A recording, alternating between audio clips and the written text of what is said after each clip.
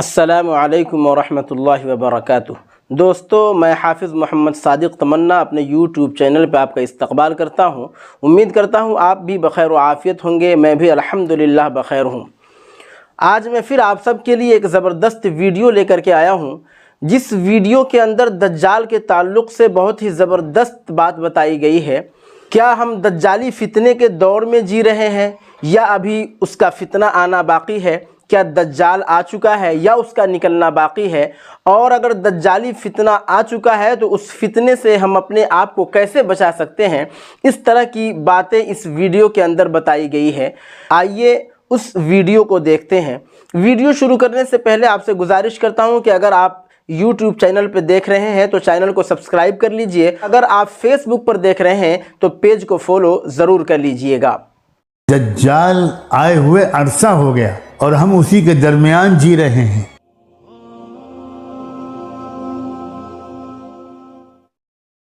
اللہ کے رسول صلی اللہ علیہ وآلہ وسلم نے ارشاد فرمایا، عمران بن حسین کہتے ہیں میں نے خود سنا اللہ کے رسول کو یہ فرماتے ہوئے کہ آدم کی پیدائش سے لے کر قیامت تک کوئی واقعہ اور حادثہ دجال کے فتنے سے بڑا اور سخت نہیں ہو۔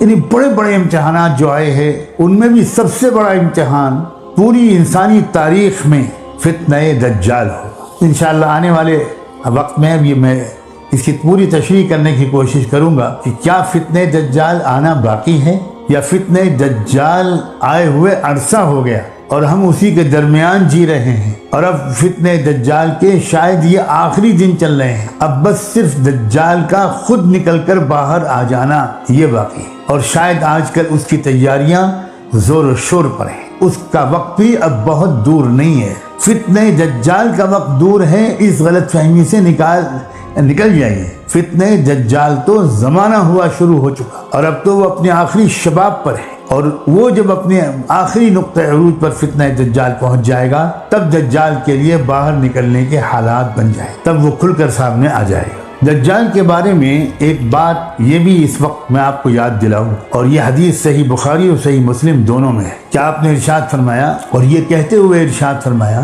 کہ میں تم کو ایسی باتیں دجال کے بارے میں ایسی بات بتانے جا رہا ہوں جو مجھ سے پہلے کسی نبی نے اپنی قوم کو نہیں بتائی۔ اور اس وقت آپ نے ایک بات یہ فرمائی، انہ اعور، کہ وہ کانا ہوگا، ایک آنکھ سے دیکھنے والا ہوگا۔ کیا مطلب ہے اس کا؟ سچی بات یہ ہے کہ کوئی یقین کے ساتھ یہ کہنا کہ اس ارشاد کا یہ مطلب ہے، یہ شاید ابھی قبل از وقت ہے۔ اس کا ایک مطلب یہ بھی ہو سکتا ہے، جیسا کہ بعض اہل علم کا خیال ہے، کہ اصل میں انسان کو اللہ نے دو آنکھیں دی ہیں، ایک یہ ظاہری آنکھیں ہیں اور ایک دل کی نگاہ ہے، دل کی نظر ہے۔ اس دنیا کی حقیقت کو وہ شخص بہتر طور پر سمجھتا ہے جس کی دونوں آنکھیں روشن ہوں۔ دجال کا جو فتنہ ہوگا اس کے اثر سے یہ صورتحال ہوگی کہ انسان کی صرف مادی آنکھ کھلی رہے، اور وہ ہر چیز کو ظاہری، مادی، سیاسی، بالکل پرائما فیسائی جو جس کو انگریزی میں کہتے ہیں، اس نظر سے دیکھ کر رائے قائم کرے، اور جبکہ چیزوں کی حقیقت کو سمجھنے کے لیے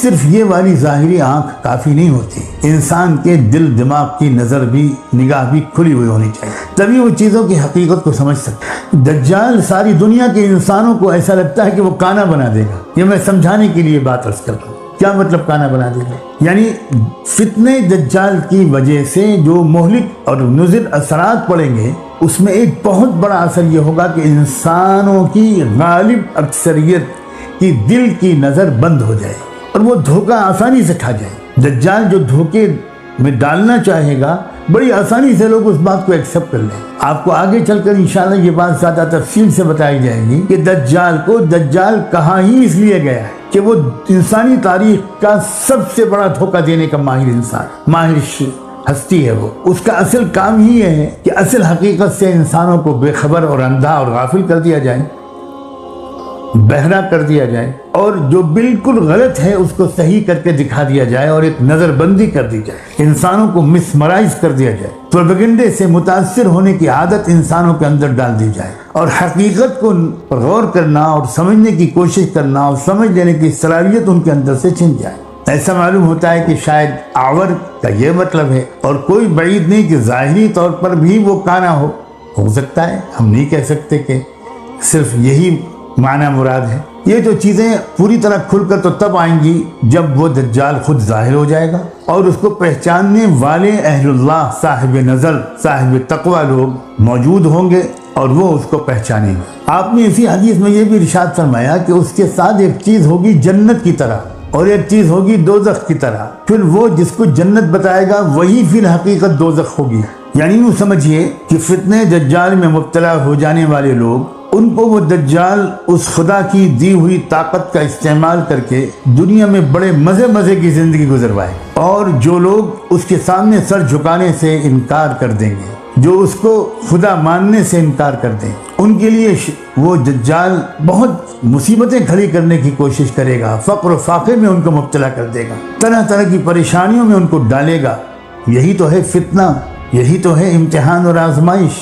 اللہ تعالیٰ اپنے کرم سے ہم سب کو ثابت قدم رکھے، اللہ ہم کو ثابت قدم رکھے، اور اگر سچائی پر جمے رہنے کی وجہ سے کچھ تکلیفیں برداشت کرنی پڑیں تو اللہ ہم کو اس کی ہمت دے، اللہ ہم کو اس کا حوصلہ دے۔ اس وقت سب سے زیادہ اللہ تعالیٰ سے یہی ہمت اور استقامت کی دعا مانگنی چاہیے، کیونکہ ساری اگلی کامیابیاں اسی ہمت و استقامت پر ڈیپینڈ کرتی۔ یہ مل گئی تو سب مل گیا، اور یہ چھن گئی تو پھر اللہ کی پناہ۔ ایک بات اور سمجھیے، دیکھیے اس دنیا کو اللہ تعالیٰ نے ہماری خواہش کے مطابق مزے کی زندگی گزارنے کی جگہ نہیں بنایا۔ ہماری سب سے پہلی بڑی غلطی یہ ہے کہ ہم اس دنیاوی زندگی کو اصل میں ایک مزے کی زندگی گزارنے کا ایک پیریڈ سمجھتے ہیں، اور اسی لیے جب کوئی پریشانی آتی ہے تو بہت زیادہ پریشان ہوتے ہیں۔ اصل میں یہ دنیاوی زندگی امتحان کے لیے ہے، کوئی نہ کوئی امتحان مستقل لگا رہتا ہے اس دنیاوی زندگی، یہ ہے ہی اس لیے۔ اور انبیاء علیہ السلام اللہ تعالیٰ نے بھیجے اس لیے کہ انسانوں کے اندر اچھائی کو قبول کر کے نیک بننے کی صلاحیت بھی بھرپور ہے اور برائی کی بھی صلاحیت بھرپور ہے، انصاف کی صلاحیت بھی انسان میں بھرپور ہے اور ظلم کی صلاحیت بھی بھرپور ہے، علم کی صلاحیت بھی انسان میں بھرپور ہے اور جہالت کی صلاحیت بھی انسان میں بھرپور ہے۔ انہ کان ظلوما جہولا۔ اب اللہ تعالیٰ نے دنیا میں دو نظام چلائے ہیں، ایک نظام ہے نبوت اور رسالت کا۔ اللہ کے نبی اور پیغمبر اور رسول یہ آتے ہیں اس لیے کہ وہ ہم کو بتائیں کہ بھئی اس راستے پر چلو گے تو تم کامیاب ہو جاؤ گے، تمہاری اندر کی نیکی باہر نکل آئے گی، تم اچھے انسان بن جاؤ گے۔ صرف یہی ایک طاقت نہیں ہے، اس کے مقابل ایک طاقت اللہ نے اور پیدا کی ہے، شیطان کی۔ وہ ہر انسان کے پیچھے لگا رہتا ہے اور لگا رہے گا رہتی دنیا تک کہ وہ انسانوں کو کسی طرح برائی کی طرف اور ہلاکت اور بربادی کے راستے کی طرف لے کر جائے۔ اب بلا کسی تاخیر اور تفصیل کے یہ مجھے کہہ دینا چاہیے کہ بھلائی کی طرف بلانے والوں کا مبارک سلسلہ محمد الرسول اللہ صلی اللہ علیہ وآلہ وسلم پر ختم ہو گیا، مکمل ہو گیا۔ اب جو لوگ لگے رہیں گے محمد رسول اللہ کے قدموں سے، ان کی رہنمائی لیتے رہیں گے، اس پر عمل کرنے کی کوشش کرتے رہیں گے، غلطیوں کوتاہیوں سے معافی مانگتے رہیں گے، وہ کامیاب ہو جائیں گے، ہر امتحان میں کامیاب۔ اور دوسری طرف جو برائی کی دعوت دینے والا شیطانی سلسلہ ہے، اس کا آخری خاتم کا نام ہوگا دجال۔ اور یوں سمجھیے کہ یہ ایک مقابلہ ہے بین محمد رسول اللہ اینڈ شیطان، ابلیس۔ اسی لیے بعض اہل اللہ اس بات پر بہت زور دے رہے ہیں کہ آج کل اس دور میں خاص طور پر درود شریف کی کثرت اور ہر کام کو استحضار کے ساتھ سنت کے مطابق کرنے کی عادت ڈالنا، یہ فتنہ دجال سے حفاظت کا ایک بہت اہم سبب ہے۔